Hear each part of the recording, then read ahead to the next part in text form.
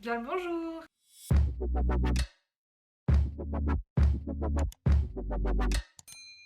Hello tout le monde, aujourd'hui on se retrouve pour une nouvelle vidéo. Donc aujourd'hui on se retrouve pour une vidéo conseil. Ça fait hyper longtemps que j'en avais pas fait. Aujourd'hui je vous retrouve pour vous expliquer comment je suis passée de ça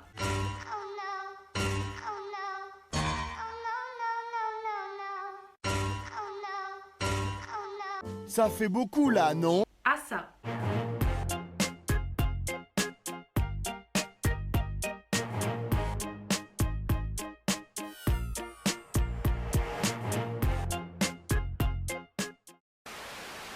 Je pense comme beaucoup de personnes, je suis quelqu'un de très bordélique à la base et je vais vous expliquer comment je suis petit à petit en passé de... Bon, je suis pas vraiment maniaque, mais on va dire que avant 90% du temps, ma chambre n'était jamais rangée et maintenant 90% du temps, ma chambre est rangée. Des fois, elle est pas rangée, mais ça va, c'est pas non plus la troisième guerre mondiale. Donc, je vais vous donner des petits conseils qui ont marché pour moi pour se motiver à ranger sa chambre, comment garder une chambre rangée, comment faire du tri et tout ça. Je vais vous expliquer tout ça dans cette vidéo. Donc, si le sujet vous intéresse, je vous laisse avec la suite. Donc je vais partir du cas pratique où votre chambre n'est pas rangée, vous avez envie qu'elle soit rangée, vous avez envie de faire un gros tri, etc. Mais vous savez pas comment vous y prendre, vous savez pas comment trouver la motivation. La première chose à faire pour moi, enfin ça marche pour moi en tout cas, c'est de mettre de la musique. Il n'y a rien de plus chiant dans la vie que de ranger dans un silence de cathédrale, c'est horrible. Du coup je mets toujours la musique, j'allume ma petite enceinte. En général je mets une playlist qui bouge assez, un truc qui met un peu le peps et tout. Parce que voilà, si on met des berceuses ou de la musique classique, je suis pas sûre que... Enfin, ça aide bien pour la concentration, mais ça aide pas trop pour trouver la motivation de ranger, etc. Donc voilà, une petite playlist qui bouge, c'est sympathique. En général, ça motive. Ensuite, en général, pour avoir la motivation de ranger, il faut avoir un déclic. Si on n'a pas le déclic, forcément, on n'aura pas envie de ranger. Mais si on a le déclic, si on se dit non, ça va pas, là, il y a trop de bordel, j'arrive plus à marcher dans ma chambre, je vois plus, je retrouve plus les choses, etc. C'est hyper important de ne pas se décourager et pour ça, je vous conseille de... Soit vous faites un énorme tri, donc vous prenez 4-5 heures dans une journée pour tout ranger, comme ça après vous êtes débarrassé, soit vous vous dites je ne range qu'une petite partie par jour, comme ça va pas vous décourager, vous vous dites allez je range que ce coin là, ou je range que mon armoire, ou je range que ce qu'il y a par terre, ou que sur mon bureau, etc. Parce que souvent on est plus motivé à faire des petites tâches qui durent très peu de temps que des grosses tâches qui vont nous prendre un temps fou.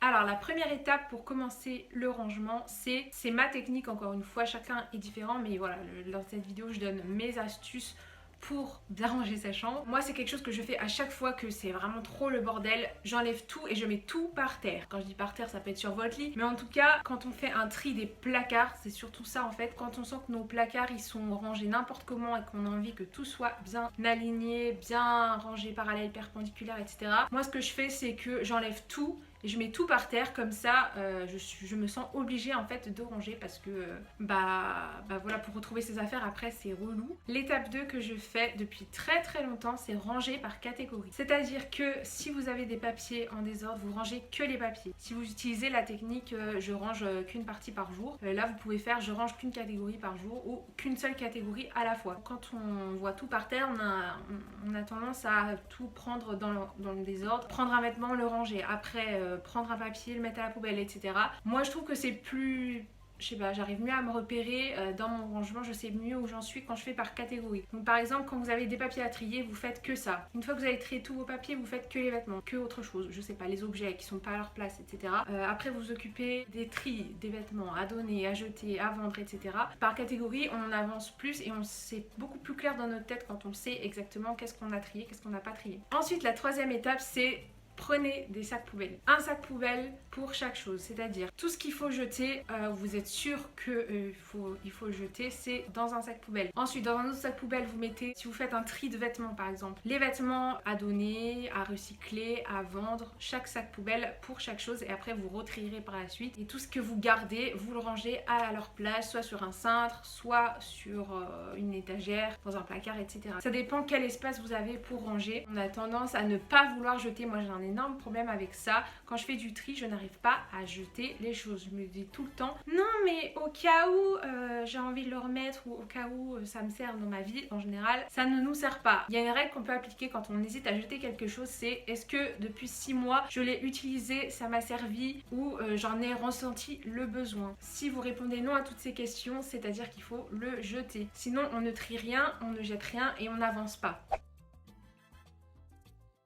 Donc maintenant je vais parler un petit peu plus du tri de vêtements parce qu'en général, je parle pas vraiment de ranger une maison entière, je parle plutôt de son espace personnel, sa chambre ou son bureau. C'est vraiment focalisé sur les vêtements. Qu'est-ce qu'on peut faire quand on a trop de vêtements? Jeter tout ce qui est troué, abîmé, vous êtes sûr de ne plus jamais remettre ou vous avez la flemme de rapiécer, de recoudre, tout ça, on jette. Pour certaines choses, on peut recycler pour faire des torchons. Je sais que moi, ma mère, elle a fait ça avec des anciennes culottes, des chaussettes, des tissus, voilà. On fait des torchons, on recycle, on réutilise au maximum pour donner une nouvelle vie aux objets et surtout aux vêtements. Ensuite, comme j'ai dit tout à l'heure, on prend les sacs poubelles avec donner et vendre et on s'occupe de ça parce que en général, quand on fait les tris donner, à vendre, après on les laisse dans un coin et on les vend jamais et on les donne jamais parce qu'on a la flemme. Il faut s'y mettre tout de suite. On fait les photos quand on veut vendre, par exemple sur Vinted ou sur Le Bon Coin, j'en sais rien. On fait les photos, on met en ligne les articles et on met les prix et on vend. Il faut se débarrasser des choses parce que quand on a trop de choses, c'est forcément le bordel. Quand on n'a pas une organisation ultra cadrée, voilà. Et c'est beaucoup plus simple de ranger quand il y a très peu d'objets, très peu de vêtements. Voilà, c'est beaucoup moins facilement le bordel. Donc tout ce qu'on ne met plus depuis 6 mois, tout ce qu'on veut donner et vendre, on s'y met tout de suite et on le fait. Ensuite, pour gagner de la place dans les placards, même si on a fait un énorme tri et qu'on a donné déjà beaucoup de choses, on ne sait jamais vraiment comment ranger nos fringues. Ça prend toujours beaucoup de place. Je vous conseille la méthode Marie Kondo pour plier les vêtements. Il y a une série Netflix là-dessus, donc je vous mettrai peut-être des liens en barre d'infos, je sais pas. Mais en tout cas, si vous connaissez pas la méthode Marie Kondo, c'est une méthode pour plier les vêtements que j'ai adoptée et en fait c'est beaucoup plus simple après. Déjà ça fait gagner énormément de place et c'est beaucoup plus simple après quand on veut choisir un vêtement dans le placard de ne pas avoir à prendre toute une pile ou alors à tirer le vêtement, la pile s'effondre. Ça c'est non. Donc je vous conseille de regarder même sur internet, elle a fait un livre aussi ou alors vous tapez sur internet méthode pliage Marie Kondo. Ça va vous aider, moi en tout cas ça m'aide énormément. Et je vous conseille aussi une autre méthode que j'avais vue je crois sur la chaîne de Lena Situation. C'est quand vous avez assez de cintres mais que vous n'avez pas assez de place dans votre armoire. Ce que vous faites c'est vous prenez un petit zigouigoui de canette, là j'ai pas d'exemple mais vous savez le truc qui sert à ouvrir les canettes si vous buvez beaucoup de boissons en canette. Vous prenez le truc et je vous mettrai peut-être un exemple pendant que je parle mais vous passez le truc de la canette dans un cintre, comme ça vous pouvez accrocher un deuxième vêtement, comme ça vous pouvez mettre 2 vêtements à la suite et voilà, ça prend largement moins de place. La technique pour ne pas que le bordel revienne petit à petit, comment faire pour garder une pièce rangée? La première chose à faire c'est ne pas attendre que le bordel s'amoncelle pour ranger. Rangez au moins une chose par jour. N'attendez pas que ce soit une déchetterie, une décharge chez vous. Pour ranger, dès que vous voyez qu'un truc n'est pas à sa place, vous le rangez immédiatement. Ça vous prendra moins de temps de ranger 2 minutes par jour que de ranger 4 heures tous les mois. Ensuite, la deuxième chose pour garder un endroit rangé, c'est le tri régulier. Il faut en faire vraiment tous les 2-3 mois au moins. Du tri, toujours trier parce qu'on a tendance à accumuler les choses. On n'en enlève jamais et la règle des 7, il y a aussi la règle des 7, mais je sais que ça, pas beaucoup de gens vont y arriver, mais en soi, il y a une règle des 7 qui dit que dans notre quotidien, on remet en général 7 vêtements différents. Bon, 7 paires de chaussures, ça fait un peu beaucoup, mais voilà. En gros, pour ne pas avoir trop de vêtements, trop de chaussures, pour la personne qu'on est, en général, on remet toujours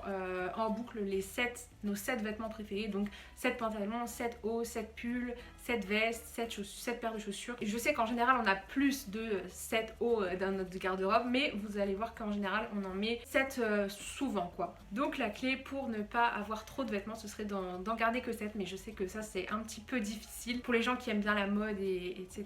les vêtements en général. Et enfin, ce que j'appelle la méthode minimaliste. Moi j'avais vu une vidéo que je vous mettrai dans la barre d'infos de Anonymat qui faisait un énorme tri de son appart en mode minimaliste. Il faut jeter tout ce qui est inutile et tout ce qu'on garde au cas où et il faut garder seulement les objets utiles, donc qu'on utilise au quotidien, ou alors les objets qui nous provoquent un sentiment, donc un souvenir, de la nostalgie, si c'était un cadeau, etc.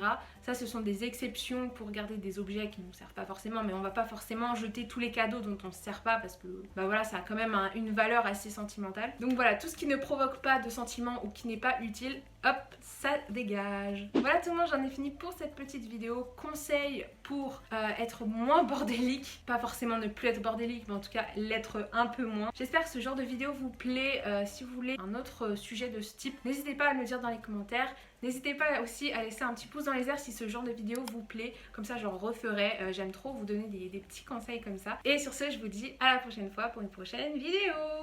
Bisous.